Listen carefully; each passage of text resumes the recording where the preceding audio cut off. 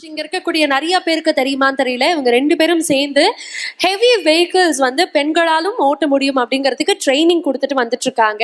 So ஆண்கள் மட்டும்தான் இந்த வேலையை பண்ணுமா, ஏன் பெண்கள் பண்ணக்கூடாது அப்படின்னு நீங்க ஒரு குரல் கொடுத்துருக்கீங்க. அந்த மாற்றத்துக்கு ஒரு வழியாக இருந்திருக்கீங்க. எங்க இருந்து ஆரம்பிச்சது?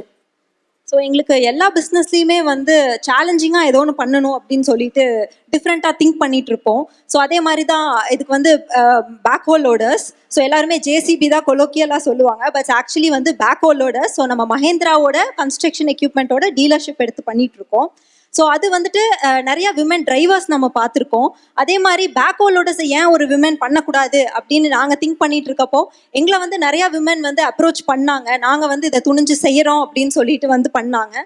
ஸோ அவங்களுக்கு வந்து கார் ஓட்டுற மாதிரி இது ரொம்ப ஈஸி கிடையாது. ட்ரைனிங் வந்து இதுக்கு கண்டிப்பாக தேவை.